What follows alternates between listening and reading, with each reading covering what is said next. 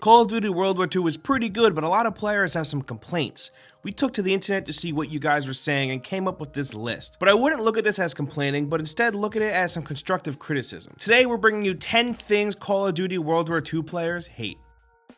Starting off at number 10, the Emblem Creator is a lot of fun. There are a lot of really creative and funny creations that you can find all over the internet. People just seem to be having a really good time with it. But if you play on PC, you can't partake in any of this fun because the Emblem Creator just isn't there. I don't think it was an omission or anything. I'm sure it'll come later on as an update, but why wasn't this there for when the game shipped? Sorry, creative Emblem Creators on PC. Looks like you're gonna have to wait. And moving on to number 9, not only did Call of Duty World War II only launch with 9 maps, but it launched with 9 just okay maps. There really isn't that one map in the rotation that gets me excited to play when it pops up. All the maps here just feel really cramped. There really isn't any room for tactical play. Not that Call of Duty is a tactical game, but it would just be nice for maps to make me change up how I have to play. USS Texas, for example, is seriously just a long hallway you run down until you die, just to respawn and do it all over again. Hopefully the add-on maps that we get a little bit down the line are kinda better. Moving on to number 8, when I first jumped into the multiplayer, I was down with the new Divisions class system and how all of the perks worked, but after spending some more time with the multiplayer, it's become pretty obvious that certain classes and perks are way more superior than others. Infantry and the Mountain Divisions are clearly the better of the 5. The Infantry Division, you're eventually able to have an additional attachment on your primary weapon, giving you 3 overall. And then with the Mountain Division, there's a perk where enemy death locations aren't revealed to the enemy team, and you will also have the ability to have enemies' names pop up on screen when you're aiming at them, which can really help if you didn't even realize that you had someone in your sights. I mean, come on, I would much rather all of those benefits than the Armored Division's perk that lets you carry a rocket launcher as a secondary weapon. That's so lame. A rocket launcher isn't a perk, it's a weapon. That's how that works.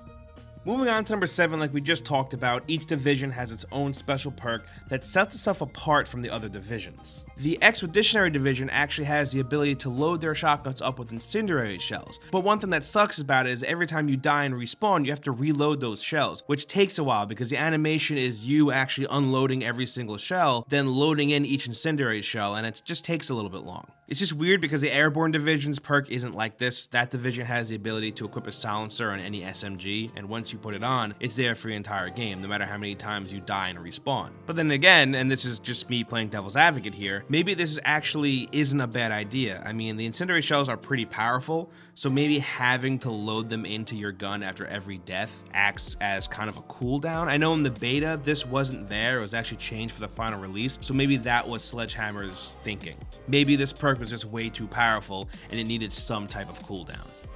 Next up at number 6, War Mode is hands down my favorite new addition to Call of Duty. I think it's a blast to play, and sometimes I forget that I'm even in a multiplayer game at all. But with how much I do love it, there is one thing that really gets to me, and I saw a bunch of people online complaining about this as well, and that's the bridge objective. You have to repair a bridge in order to cross the map, and on the other side of the bridge are a bunch of destroyed houses where the opposing team can sit with LMGs and sniper rifles, and they'll just sit there taking out anyone who even attempts to fix the bridge. Maybe if you worked as a team a little bit better, you could get through this having one player attempting to fix the bridge while the rest of the team provides cover fire and keeps throwing smoke. Even then, I think the map is just really set up in the defending team's favor.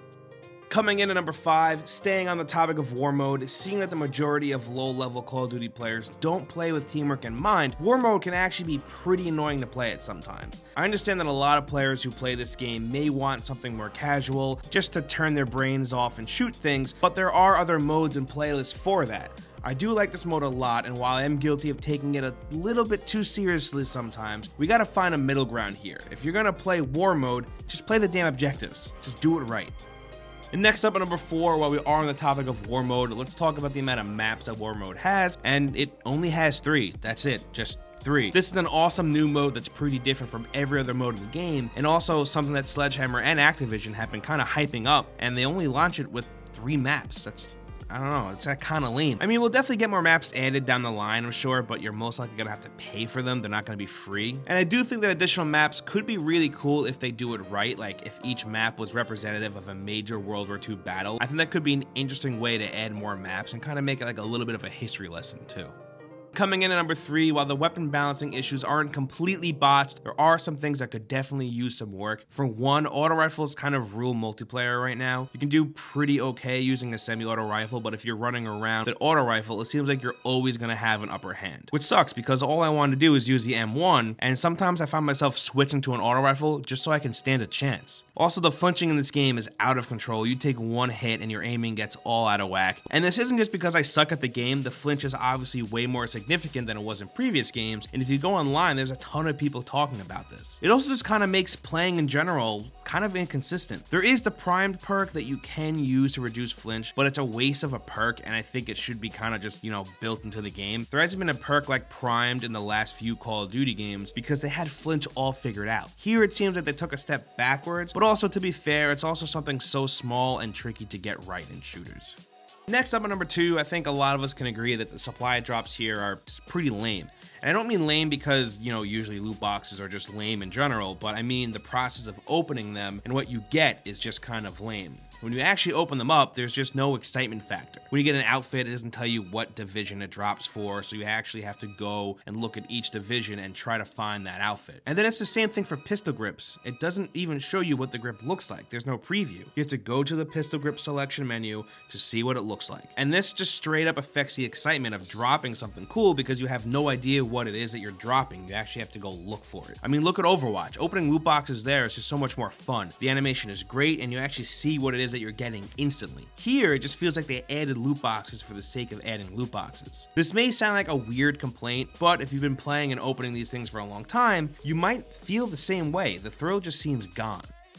And finally, at number 1, headquarters is something that was a big selling point for Call of Duty World War II. Not in the sense that players were asking for something like this, but Activision and Sledgehammer were pushing it really hard. Then when the game launches, you can't even get the full use out of it. At the time of making this video, a lot of the features are pretty much just unusable. Since launch, the game has been plagued with server issues that hit the headquarters pretty bad. So bad that some players, myself included, still aren't spawning into HQ with other players, which actually makes one headquarters objective impossible to complete, because to commend a fellow soldier, you actually need a fellow soldier in the HQ with you to commend, so it's broken, you can't do it. There are also a few sections of headquarters that are labeled as coming soon, which means on top of not being able to get the full effect of headquarters because of server issues, there's stuff that we wouldn't be able to even touch anyway because it's just not up and running yet, even though the game already launched. And those are 10 things players hate about Call of Duty World War II. But we want to hear from you, so meet us down in the comments and let us know what you think. Are you bummed out about the state of headquarters, and what's your opinion on the weapons balancing here? And as I'm sure you already know, hitting the like button really helps us out, and if you're new here, we put out videos like this every single day, and the best way to get them is with a subscription to the channel. As always, thank you for watching, and we'll see you next time right here on gameranx.